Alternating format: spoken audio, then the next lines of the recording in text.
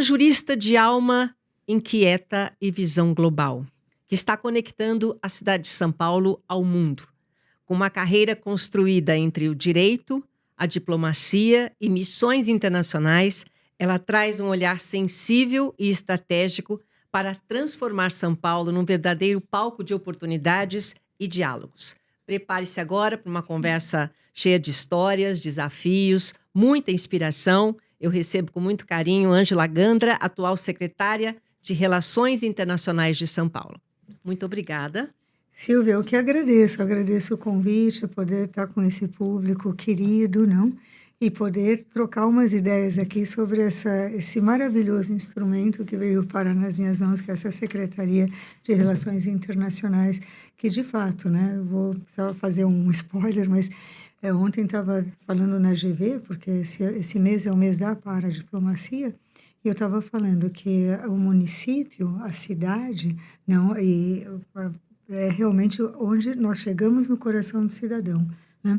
E toda a pauta internacional, nós chegamos ao mundo. Então, eu tenho o micro e o macro no meu coração, né, nas minhas mãos, para poder trabalhar todas essas relações humanas, né, dentro da cidade e da cidade para o mundo. De fato, é um presente. Presente para nós, eu acho, né? Presente para nós ter uma mulher. Sim, quando eu digo sim. Olhar sensível e estratégico, eu te defino bem?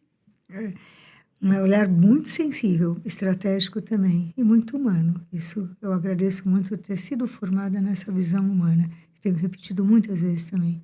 Relações internacionais não são só relações econômicas, são relações humanas, não relações sociais, culturais, de coração a coração. Então, essa visão humana que facilita muito o diálogo também entre os países e a diversidade de culturas, não? É o que eu acho que está faltando mesmo, né? Um pouco mais de humanidade nas coisas. Você não acha, Ângela? Por um lado, Silvia, tu tem muita razão, né? Estou lembrando até que domingo nós tivemos no SP2B, né? Um evento que está tendo no Ibirapuera sobre Beyond Business, né? E lá se falava, né, que hoje nós estamos quase reféns, né, da inteligência artificial, refém da vida virtual, não é? E faltam essas relações humanas, né? E de fato, muitas pessoas vivem uma vida tecnológica, não vivem a riqueza da vida real. Então, isso se perde em humanidade. A inteligência artificial, pensando por nós, ela é uma ferramenta, mas ela não te substitui. Né? Ela também acaba tirando o nosso pensar por conta própria, a criatividade. Mas mais do que isso, nós estamos sendo formados, de fato, num mundo muito individualista e muito utilitarista, né? Ou seja, individualismo, porque eu vivo na minha tela, utilitarista no sentido de que o outro é um meio para o meu próprio fim, e nós perdemos a riqueza, né, da autotranscendência, que é se abrir o outro, né, e poder, de fato, compartilhar, né, a unicidade de cada um. Mas você sabe que nem é do nosso tema isso, mas deixa eu dar uma parte aqui. Eu fiquei muito feliz, a gente vai falar sobre longevidade. Eu fiquei muito feliz com essa história de inteligência artificial. A gente fica meio assustado, né? Principalmente 50 a mais. Aí teve uma pessoa que falou assim para mim: Silvia, 50 a mais, vocês estão à frente de um monte de gente. Falei, por quê? Porque tem repertório para fazer pergunta para a inteligência artificial. Tem que ter repertório. Nós, mulheres, graças a Deus, temos repertório, Ângela. Mas olha que interessante. Isso mesmo. Às vezes a gente tem perdido. Eu já estou entrando na longevidade, eu já anuncio o fórum que nós vamos ter dia 29 achei o máximo de outubro. Acho máximo. Fórum internacional. Sim. É um problema para todos os países, né? Quando eu era secretária da família no governo federal, eu trabalhei muito a solidariedade intergeracional, que eu já achava um absurdo, no sentido de que eu não tenho que ter solidariedade com meu pai, eu tenho que ter amor e gratidão, né? Eu não tenho que ser solidária e fazer um esforço, porque, de fato... Olha que importante isso. Solidariedade tem que ser uma coisa leve, não é um esforço. Não é uma obrigação só. É algo que nasce do amor e tal. Então, hoje nós já temos isso como uma obrigação. Né? E temos muitos problemas a partir dos 60 a mais, da perda de emprego, não substituído por jovens. Hoje a juventude é um valor, mas nós perdemos toda a riqueza, né, que tem a certeza. experiência acumulada de uma pessoa de 60 anos. Vejam, eu tenho um pai de 90 anos. Que Olha, tá ativíssimo. exatamente, um influencer, tal, Nossa, e vai para o escritório todo dia, trabalha. Quanto ele contribui para o Brasil e quanto nós temos que continuar dando plataforma para a empregabilidade. Esse fórum, ele quer ser um start para a empregabilidade dos 60 a mais. E aí, de uma forma positiva, nós podemos combater todos os problemas de saúde mental e até de suicídio. Hoje nós temos um índice de suicídio, segundo nível, é de idosos, porque não se porque sentem perdem o amados, propósito, o porque não sentido. não são úteis, é perdida tudo que eles acumularam, como tu falaste. Sim. Né? Então, daí, isso de fato vai retraindo e vão ficando com problemas. Até o Alzheimer, ele é estimulado por esse isolamento. É uma Exatamente. patologia, sim, mas pode ser ou não potencializada. E hoje nós potencializamos, daí nós temos o problema da previdência, um monte de coisas para plano de saúde, e depois, hoje, se pensa como política pública, não aqui. Aqui nós queremos realmente o emprego, né? Pelo São Paulo Secretaria pensa no é emprego, sério? Vocês vão desenvolvimento. pensar em Sim, empregabilidade do idoso. empregabilidade. Então, estamos vendo empresas que vão oferecer mesmo, né? Nós estávamos até na Feira do Pão e os panificadores falando, vamos trazer. Agora, também queremos estimular os acadêmicos e assim por diante. Tudo que se possa nesse nível, porque muito da política pública foi trabalhar a ILPI. Quem quer morrer? A ILPI é uma instituição de permanência, de longo prazo, para pessoas idosas. Quem quer morrer numa ILPI? Quem quer estar longe da família? Claro. Nós temos que proporcionar, primeiro, a plataforma para os 60 a mais, né? Segundo lugar, não ficar também só na política de cuidadores, mas potencializar essa autonomia de cuidadores. Às vezes ficam, então vamos lá, só eles vão ter cuidadores. Sim, tem que ter os cuidadores. Capacitar pessoas, Mas não. aí a pessoa... Quer dizer, também é bom, mas... Também é bom para um nível de necessidade, mas quanto mais a gente vai tirando a autonomia, mais difícil que eles também enfrentem o que tem que enfrentar. E é bem interessante não perder a autonomia, contar com a opinião para as decisões, querer ver o que eles querem, assim, seja potencializar, né? E que esse de 60 em diante seja uma parte bonita da vida, porque gozar da sua própria maturidade e contribuir com a sua experiência, né, para os familiares, para a sociedade como um todo, para a sua própria vida profissional. Eu falo que é um novo tempo, né, Ângela? Porque, veja bem, antigamente, uma pessoa de 60 anos já não pensava mais em futuro nenhum. Essa geração de agora está fazendo história. Sim, sim. Por quê? Porque a gente está mostrando que não é mais aquela coisa de ficar no sofá sentadinho. As mulheres saíram, os homens também estão começando empresas, tem aí fóruns de empreendedorismo. Sim. É uma nova capacitação para um público. Eu estava vendo aqui, a população 60 a mais já representa 17% dos paulistanos. Sim. Percentual que deve saltar para 30%. Exatamente, exatamente. Então, lógico que é importante o São Paulo se posicionar. Vocês pensam no sentido de se posicionar num cenário global em relação a dar exemplo? Sim, nós estamos até convidando os consulados, porque, de fato, a Europa já tem esse problema há mais tempo do que nós, e não tem, produz tudo menos europeu, ou seja, não tem crianças ou não tem jovens até. Portugal? Fiquei impressionada, Portugal. Exato, que possa bancar até na Previdência, né? Uhum. Infelizmente, eu sempre penso, a gente tem que buscar soluções positivas para tudo. Olha, até um recurso infeliz de alguns países nórdicos foi a eutanásia. Ou seja, então tira eles do jogo. E os médicos podiam autorizar, né? A pessoa, ela está um pouco deprimida, está solitária, talvez não seja bom para ela viver. Porque também não se queria pagar a previdência dessas pessoas, né? Porque pesavam para a sociedade. Meu Deus, isso eu fico pensando assim, a chegar à maturidade, nós que já chegamos de certa forma, como é bonito a gente pensar quanto a gente viveu, quanto a gente quer transmitir. Gozar da maturidade é um privilégio. E a gente está na fase de compartilhar o que a gente tem, não é? Exato. E então, e existe uma visão da vida que é uma riqueza até de conselhos para outras pessoas. E nós temos que realmente privilegiar essas pessoas, né, que foram parte da nossa narrativa também. verdade. E no caso dos familiares, até a gente deve a vida a eles, né? A nossa educação, assim por diante. Então, é preciso uma nova cultura.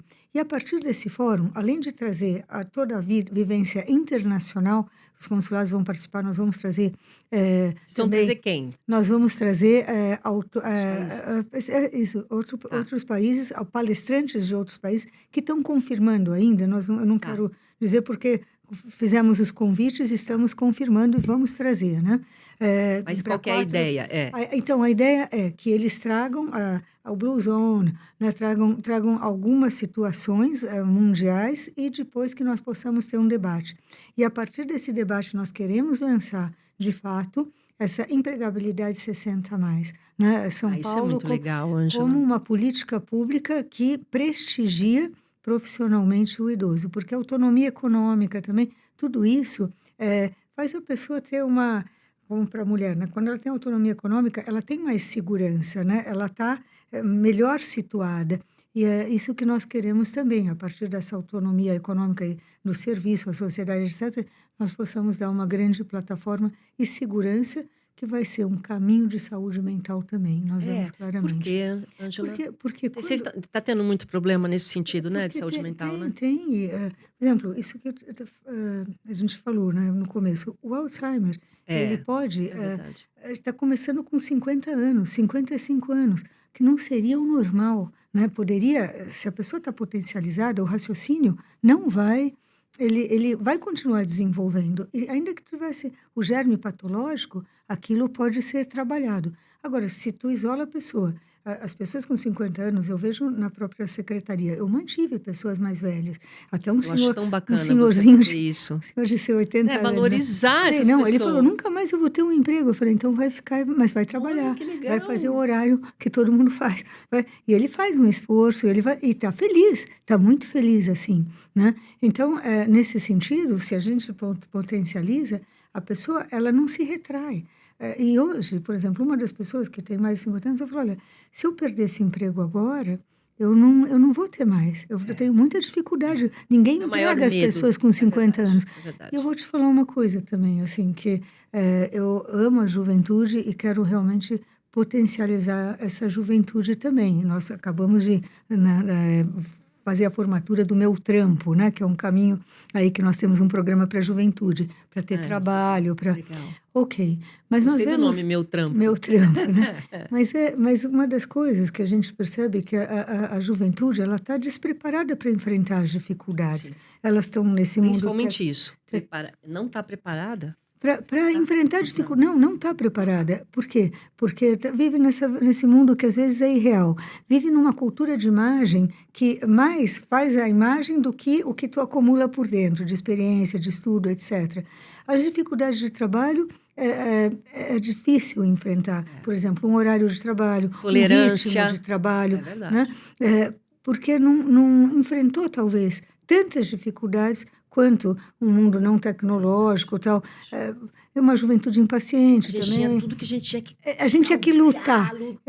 Pesquisar. Exatamente. E torna também muito impaciente. Eu preciso ter um retorno muito rápido das coisas. E a convivência também não é fácil. Justo porque está às vezes numa bolha virtual. E isso é muito forte na juventude. É interessante. Não sei, antigamente eu tocava o telefone, nós falávamos com as pessoas. Hoje ainda venha... Posso ligar? Não vem com essa de ligar. Porque se alguém liga, tu está achando que está morrendo já. Então, existe uma dificuldade relacional também, não? Então, e hoje o relacional para o trabalho é uma coisa muito importante. Então, muitas vezes eu penso que perder essa riqueza dos adultos, ou das pessoas mais... eu gosto de falar dos maiores, não falo a melhor idade, mas a maior idade. Não vem, não. A maior idade. Porque, mas sabe por quê? Porque nos países de língua latina, se fala, os mais velhos são os maiores, né? Tá. Os maiores. Sim. E eu sempre falo, são os maiores mesmo. Verdade. Porque Esse respeito, para nos ensinar, etc. Eles também têm essa capacidade de compreensão, de parar, de paciência, de escutar, né? Que é uma escola para os mais novos. Eu vejo o meu pai como os netos ficam assim, aprendendo dele. A gente estava falando antes de começar o programa, né? Ela é filha do grande jurista Ives Gandra. E ele já está com quanto? 90 aí? 90, fez 90 anos. É até aqui, assim, um exemplo de como envelhecer bem. Na sua opinião, como envelhecer bem, você tem um exemplo? Tenho. Que é não parar nunca, né, Ângela? Exatamente, é ter um trabalho, ter amor. Olha, isso também é muito definitivo. O ser humano que é amado, né, ele tem vontade de viver, porque ele sabe que a vida dele significa algo para os demais. Eu lembro quando eu lidei nos fóruns internacionais em direitos humanos, que a gente lutou contra a eutanásia, né, assim, nos países nórdicos. Eu morava nos Estados Unidos e estava trabalhando na Alliance Defending Freedom, né?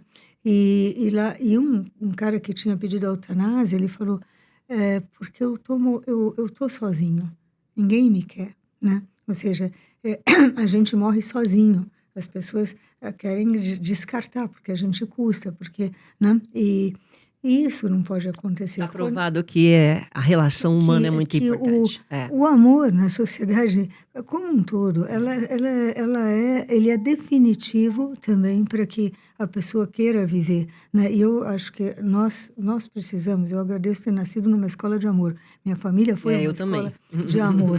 Mas eu digo, na sociedade, por esse individualismo, às vezes, e às vezes um egoísmo mesmo na família, as pessoas vão ficando né, assim, retraídas. E os mais velhos ficam escanteados. Eu fico com pena, porque muitas vezes, até por não ter uma vivência tecnológica, então não ensinam um WhatsApp. A gente até tem, mas demora para aprender. Tem que repetir muitas vezes para aprender. E não tem paciência. A gente aprende, mas paciência, por favor.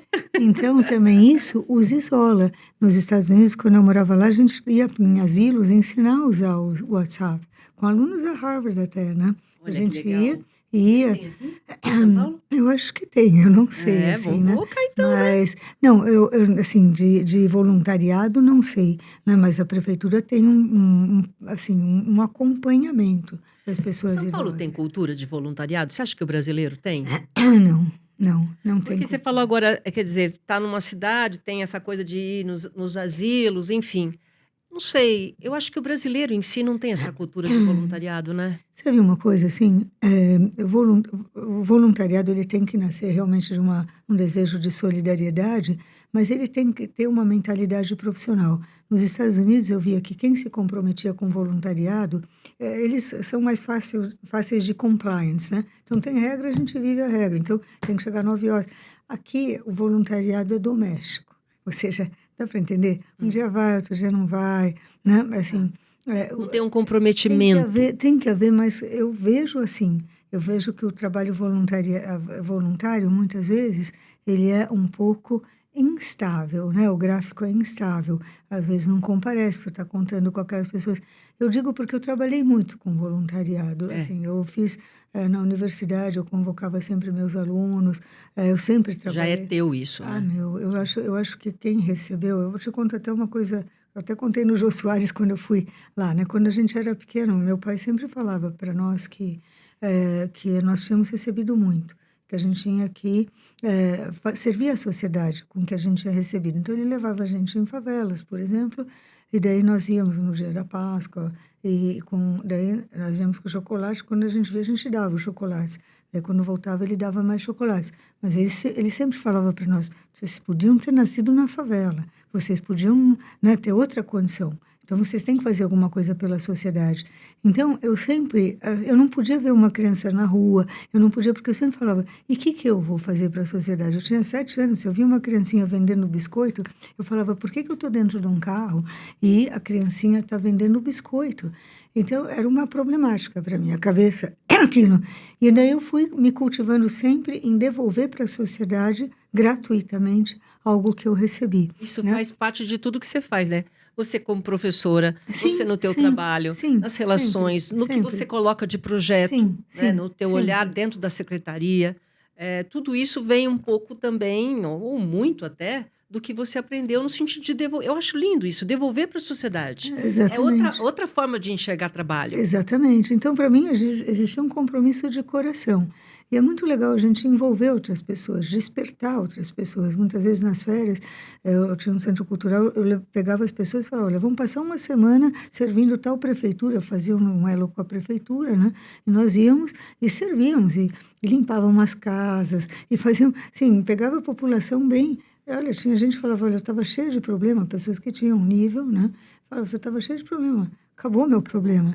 Porque tu vê, né? Enxerga, Tu né? vê, assim, tu vê outra realidade. Uma menina olhando e fala, nossa, a calça que eu compro é a comida dessa família de um mês. Ela fala, daí tu muda o conceito, né? Assim, então eu acho que isso, nós temos que fomentar o voluntariado. Mas eu sou mais, assim, até, assim, ter atividades profissionais, porque o ser humano merece ser pago, né? Mas que possam fazer um bem para a sociedade. Eu estimulo muito, eu vou falar uma coisa bem interessante. No sábado, eu jantei com o cônsul dos Estados Unidos e estava um rapaz que é da... Agora, chama Migraflix, né? Que é uma entidade que trabalha com refugiados. E ele trabalha no mundo inteiro, está radicado aqui. E o jantar foi afegane. Então, serviram a comida afegane e era uma família afegane que estava fazendo, porque eles promovem esse tipo, uma atividade profissional de refugiados que não tem outra saída, né? E, então, eu acho muito interessante que se profissionalize atividades que possam efetivamente impactar socialmente. Sim, Isso tem direito a dinheiro, tem direito. claro. Hoje a gente tem uma ideia de ONGs, etc., porque as ONGs, algumas se ideologizaram, outras foram ONGs que realmente se aproveitaram de uma pauta que era... na verdade, era um dinheiro no bolso das pessoas e não para um serviço. Existe isso, só que a gente não pode se pautar pela exceção. Nós temos que nos pautar para potencializar realmente a essência do que seria uma NGO, né? Que realmente visasse o bem comum. E eu acho que todos os profissionais, eu prefiro 1000 vezes pagar uma pessoa com justamente o seu trabalho e ter um retorno social no nível do que só pedir um voluntariado que muitas vezes não vai servir num nível profissional. Né? E eu acho que a pessoa tem que dar o melhor dela e ela merece ser paga por isso. Paga, porque é o tempo que ela gasta também. Né? Então, muitas pessoas... Que é o mais precioso da nossa vida. Não conseguem, exatamente, não conseguem prestar um trabalho voluntário, porque não tem um tempo, porque precisa sustentar a família. Então, por que não pode ter uma atividade, né, assim, que tenha um bem social sendo pago? Eu sou mais favorável a esse caminho e que nós possamos também, de fato, da plataforma, e acho que a prefeitura quer muito isso, na área de alimentos, etc., de fato, criando condições que impactem a sociedade, né? E você está numa pasta que é Secretaria de Relações Internacionais. Dentro dessa você recentemente fez uma grande viagem, você encontrou o Papa, né? Ah, foi demais. Eu queria que você falasse muito, porque eu acho que essa relação, né, tudo que você visita e vê com o seu olhar, que é muito, muito sensível, já deu para a gente conhecer aqui, o que tem lá fora que a gente possa aproveitar e você acha que São Paulo pode ter aqui como exemplo? Olha, é interessante, assim, que, de fato, as relações internacionais, elas precisam também ser de tu a tu, né? Hoje estava, por exemplo, o secretário de Relações Internacionais de Buenos Aires lá na prefeitura e veio combinar umas coisas. Nós vamos também para um fórum de rede de cidades agora, né? Então ele falava, não existe relação internacional sem estar no lugar, sem conhecer os lugares, sem poder depois trazer alguma política pública, por exemplo, de segurança pública, de mobilidade sustentável. Agora, é preciso ver. Eu vou dar um exemplo. Eu fui para Singapura, né? Fui para Singapura porque nós estamos fazendo o retrofit da nossa cidade e foi uma cidade que se criou artificialmente, né? Afastou a terra, se afastou o mar. E construída construída, assim, super racionalmente, né? Então, preocupações que nós temos, né?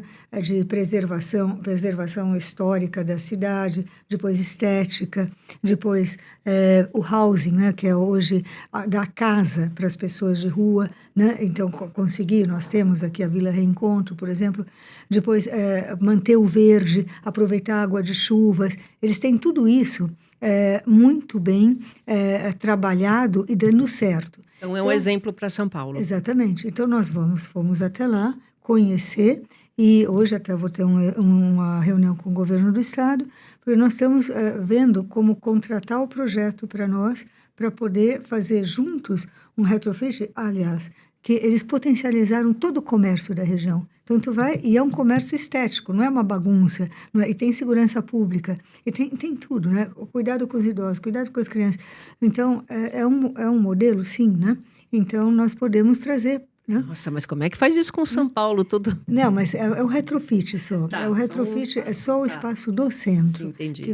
Que foi nossa vida histórica. Ali começou São Paulo, e de repente hoje nós vemos que perdemos até a beleza desse Já melhorou centro. muito. Está melhorando. Tiramos a Cracolândia, tem tantas coisas boas. Mas para fazer um projeto completo, né, então nos ajuda o que eles têm ali. Ao mesmo tempo, por exemplo, eu fui para Barranquilla agora, né? Então, para fazer o irmanamento. Nós fazemos cidades irmãs. O que é irmanamento? Irmanamento é fazer cidade irmã, fazer um documento em que nós nos tornamos cidades irmãs. Então, nós vamos nos ajudar mutuamente. Né? Não é interessante? Faz uma relação muito bacana. E daí nós vemos alguma afinidade onde nós nos queremos nos ajudarmos. Né? Tá. Então, por exemplo, Barranquilla pediu o ensino de português nas escolas. Olha que legal. Então, daí nós... E você envia profissionais? Daí nós agora estamos fazendo também um acordo de cooperação técnica com a Secretaria de Educação para intercâmbio de professores da rede pública, com meritocracia,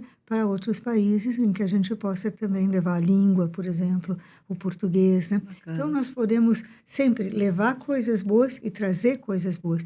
E na Itália, por exemplo, nós fomos ver a mobilidade sustentável. Na verdade, a gente foi ver o Papa. Por quê? Né? Porque teve uma jornada de governantes, que era esse ano é um ano de jubileu na igreja, né? Então, no jubileu se ganha indulgência plenária, então as pessoas viajam a Roma, porque existe todo um protocolo lá, assim, de uma graça que Deus dá, porque são 25 anos, em 25 anos se dá essa indulgência, né? Indulgência é o perdão dos pecados, assim por diante, para os católicos, né? Então, está tendo jubileus para os jovens, agora teve, que foi maravilhoso, governantes, etc., né? Dos artistas. Dos governantes, o prefeito não pôde ir. E esse Papa recém começou o seu pontificado, né?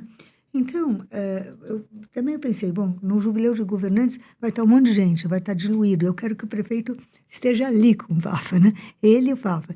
Daí eu fui pedir para Dom Odilo, que é um grande amigo, tem muito carinho, né? E daí eu falei, Dom Odilo, consegue umas entradas para nós, né? E ele conseguiu. Para chegar perto, para chegar pertinho. Daí foi muito, muito bonito. É emocionante, não é? Emocionante. Esse Papa realmente, ele é...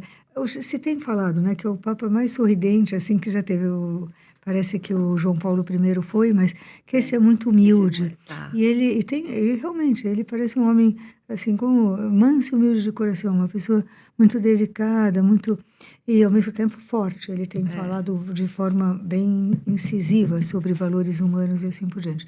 Mas o legal dessa missão foi que daí nós tivemos esse momento com o Papa e o prefeito levou, né, nós levamos aí um quadro da cidade com Nossa Senhora de Aparecida. Ai, que lindo. Protegendo, porque o Papa já esteve aqui e tem um carinho, já esteve em Aparecida. Tem um carinho especial por Aparecida. Pois eles levaram até a bandeira do Palmeiras. Né? Ah, do Palmeiras. Aí uma camisa. Não, bandeira não. Uma camiseta. A camisa para dar de presente. Com o Leão 14 escrito. Ah, sim. Assim, muito alusivo ao Leão. Super fofos, assim. E depois, assim, deu a bênção, né, para a cidade e fez o convite para o Papa vir. E foi interessante que foi o Instagram mais curtido do prefeito, foi esse. Essa visita ao Papa? Nós percebemos o quanto nós temos fé, né? E quanto... Sim. Não foi um capital político isso, né? Foi um capital também espiritual, né? Mas foi político também, que nós trouxemos a bênção do Papa para a nossa cidade, né?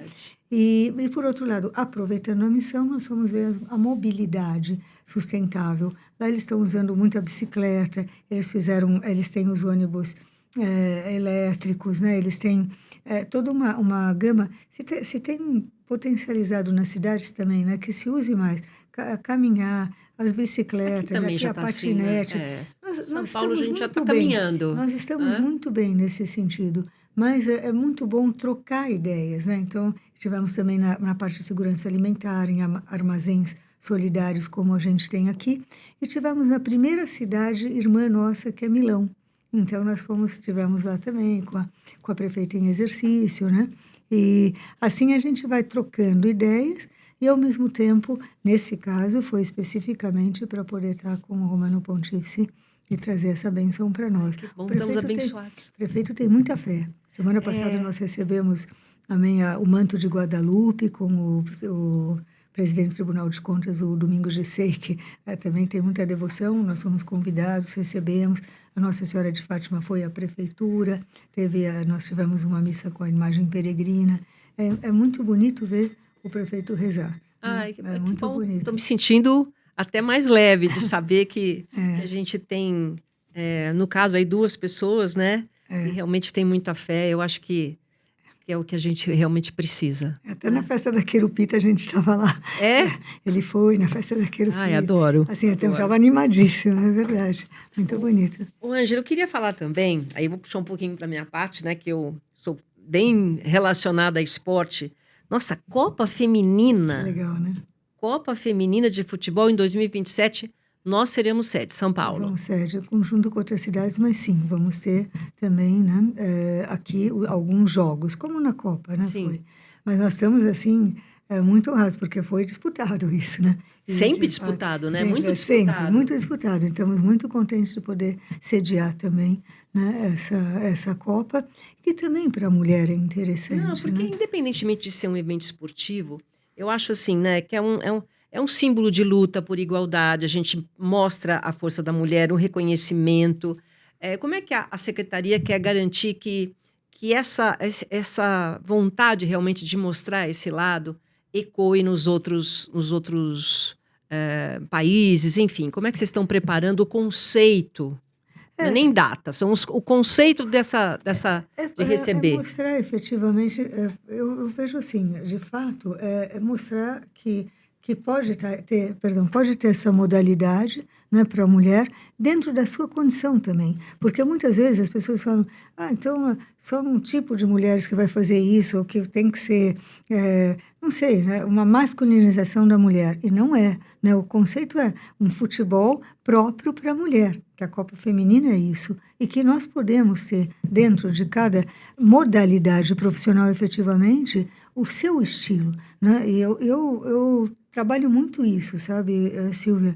Por quê? Porque, às vezes, a igualdade, ela é entendida por baixo, e não, entende? Dentro da diversidade entre homem e mulher.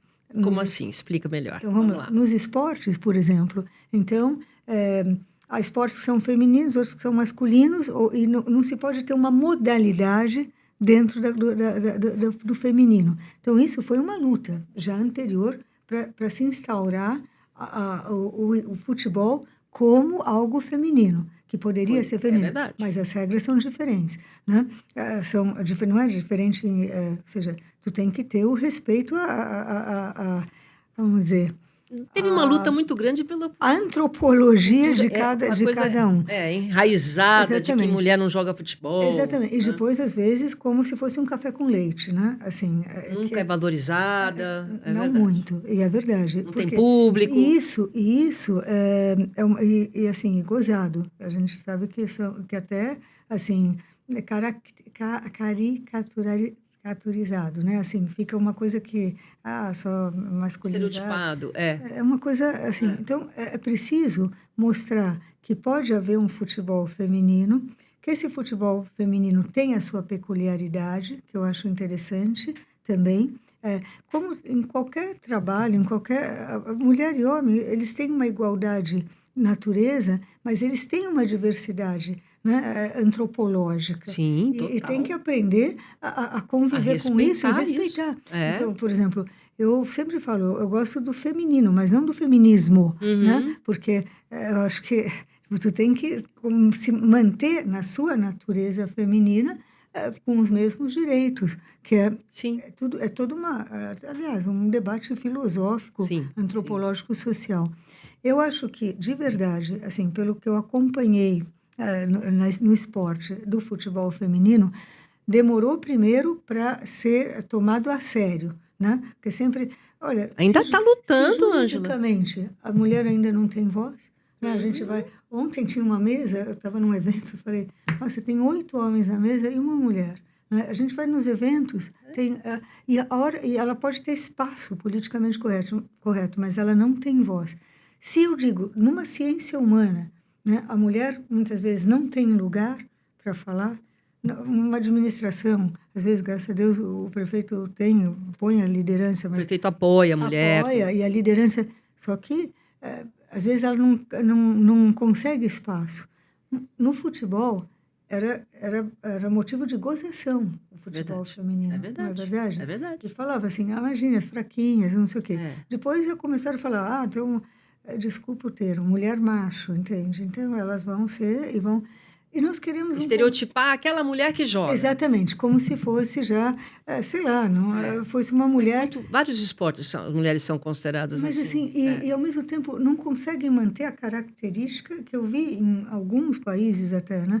Que trabalham, olha, se mantém a feminina, se mantém e seja uma boa. Nos Estados Unidos eu vi isso em Boston. Nos Estados Unidos é bem... Que era muito bonito, que as jogadoras eram mulheres super bonitas, super...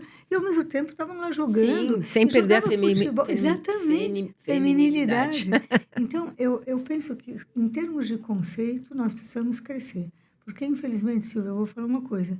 De verdade, nosso país ainda é machista. Ainda Nossa, é muito machista, eu tenho certeza. Né? Então, Nossa, é muito enraizado ainda, Ângela. Então, aí, muito. Por isso eu fico muito contente que o nosso prefeito tenha uma cabeça, assim, aberta para isso, né? E que nós vamos sediar essa Copa Feminina privilegiando a mulher, né? A mulher como mulher e, ao mesmo tempo, com essa capacidade enorme de perseverar no esporte, porque esporte é perseverança, é luta, né? E, ao mesmo tempo, poder, de fato, potencializar toda a sua capacidade nesse sentido. E que isso seja um momento lúdico, um momento de trazer também, atrair para a cidade olhares do mundo, né? De uma forma positiva, porque uma Copa une, né, as pessoas. É verdade. Mas, conceitualmente, projetando a mulher. Eu tenho trabalhado muito isso. Até no começo do ano, nós tivemos um evento no Dia da Mulher, né, no mês da mulher, com os consulados, que chamava a projeção global, a projeção da mulher na esfera global, na esfera mundial. Porque fica muitas vezes proteção, às vezes fica... E a gente não pensa que a gente tem que projetar a mulher, dar condição, plataforma para ela em todos os lugares. E por isso, eu não sei se foi a explicação um pouco longa, mas é preciso também entender que a mulher pode jogar futebol, que ela não precisa ser homem para jogar futebol, ela vai ter as regras e a sua condição feminina, e que é também mais uma área em que ela pode estar presente, que a gente não pode obstruir, né, as áreas para que a mulher também dê a sua contribuição, né, em todas as esferas sociais. Quer dizer, independentemente delas jogarem bem ou não, que a gente vai torcer, no sentido de visibilidade é perfeito, né? Exato. Tudo que a cidade está preparando para isso. E vai ser, e também que a gente quer fazer um eventaço aqui, né? Ou seja, que seja de fato um momento que não se restringe. Sempre uma Copa, ela não se restringe só aos jogos. Nossa, é uma farra. É uma farra. É uma convivência. Nós assinamos uma declaração que é muito legal. No dia 23 de janeiro, a gente convidou todos os consulados para assinar uma declaração, quer dizer, assinamos uma declaração para mostrar, para eles celebrarem o Dia da Cidade, né? Falar, a declaração é São Paulo, cidade de todos os povos. Aqui nós estamos acima da geopolítica. A gente quer paz. A gente quer que todos os povos vivam aqui em paz, embora seus líderes possam estar fazendo alguma coisa. E essa Copa tem que ser uma festa das nações. Tem que ser, de fato, assim, uma São Paulo de todos os povos, recebendo todo mundo para celebrar o esporte. E o esporte une. Para mim, de verdade, a gente pensa o esporte une, o esporte salva, O esporte é plataforma de desenvolvimento de tudo, de Sim, sociedade, de sim, comunidade. sim, Isso São Paulo está bem, sim. tá Nossa, bem nossa, sintonizado, né? e olha, tu não pode imaginar, o nosso secretário aí de esportes, o Rogério Lins, é animadíssimo. Aliás, nós vamos ter a virada esportiva agora, Ah, né? ele tem que vir E aqui, daí, então. ai, podemos chamar. É, tem O, que vir aqui o para Rogério contar. é espetacular e ele, vamos ter agora a virada esportiva que nós estamos propondo até um jogo de futebol compondo times das nações, né? Assim, cada Ah, pessoa que legal! jogar futebol junto a árabes, judeus, todo mundo junto, Para né? mostrar que o Para esporte mostrar que o realmente ele esporte une. une, né? É. Estamos agora com o campeonato de xadrez, né? Que nós também Olha queremos que legal. potencializar. Então, o Rogério realmente está potencializando. Eu vou te falar uma coisa também. Eu acho que o esporte é um caminho de autocontrole, né? Ou seja, Nossa, muitas vezes sem dúvida. tira das drogas, melhora a saúde mental. Nossa, salva. Outro dia o Rogério falou, quer gastar menos dinheiro com a saúde? Falou para o prefeito, eu estava nessa reunião. Vamos incidir mais no Esporte. esporte, porque o esporte previne um monte de problemas, É, exato. mesmo para a adolescência, previne as drogas, né? Assim, Porque então, o atleta, ele é mais disciplinado. O total, atleta, tem ele, que ser, ele, né? ele não vai para as drogas porque ele sabe que no dia seguinte ele tem jogo, ele quer marcar o gol. E tem que perseverar, né, Silvia? O prefeito Ricardo Nunes, ele destacou numa entrevista que você fala 7 idiomas e tem uma relação muito boa com o mundo. Sim. Como é que você define isso, ter uma boa relação com o mundo? Olha, por um lado, eu realmente estudei. Ontem eu falei até num evento está tendo a Flip Sampa, né, que é a Feira Internacional Literária, né? Nós promovemos o amor aos livros, né? Então, eu falei nessa feira, eu falei, olha, meu pai não deixava assistir novela, eu tinha que estudar, né? Estudar línguas, estudar e ler livros, né? Eu estudei desde pequena 7 línguas, né? Inglês, francês, alemão, italiano. Fui estudando, né? Agora estou estudando a 8ª, que é o coreano, né? Então, eu gosto muito, né? Aprendi a amar tudo isso. Mas, ao mesmo tempo, assim, eu de fato, desde pequena, eu gostava de geografia e história e achava o mundo pequeno até, sabe? Comecei a viajar muito cedo, com 6 anos de idade, já comecei a viajar, né? E daí eu fui me apaixonando pelas relações humanas. Não era só conhecer lugares, era conhecer povos, era conhecer culturas. Eu estava num colégio alemão, né? Eu estudava, na minha casa falávamos francês, assim, tantas coisas que compuseram esse amor. Agora, quando eu estudei filosofia e vi, assim, a beleza da natureza humana, eu estudei direito e estudei filosofia também, né? Eu falava, meu Deus, cada pessoa é uma riqueza, cada povo é uma riqueza. E eu fui me interessando por ter essas relações internacionais. Quando eu morava nos Estados Unidos, eu viajava muito também pelo mundo, para dar palestras e tal. E daí eu fui sempre me abrindo ao diálogo. Então, é interessante isso, né? Agora, vou te dar um exemplo. Agora, no começo do governo, eu fui para a Rússia para buscar um barco que nós queremos trazer, um barco para buscar, não, tentar estudar para trazer, etc., né? Assinamos um memorando. Daí, quando eu ia para a Rússia, na mesma semana tinha a missa das vítimas na Ucrânia, né? E as pessoas até, tu vai? Eu falei, eu vou, porque a gente tem que se relacionar bem com todos, né? A gente tem que estar aberta a falar com todos, né? Então, isso foi uma coisa que meu pai mesmo me ensinou muito, né? Porque nós tínhamos que... Meu pai falava, olha, eu posso ter amigos... eu tenho amigos da direita e da esquerda, os que gostam de mim e os que não gostam, mas eu gosto de todo mundo. Então, eu também sou assim. Eu falo, eu vou me abrir a todos. Então, eu vou na missa da Ucrânia, eu vou... No mesmo dia que eu recebo Israel, eu estou fazendo um evento da Armênia. É a cidade Mas dos esse não é no seu, não é que você está fazendo politicamente, você faz porque você acha que está certo. Porque eu acho que nós temos, o prefeito tem um pouco esse espírito também. Nós somos uma das cidades mais cosmopolitas do mundo.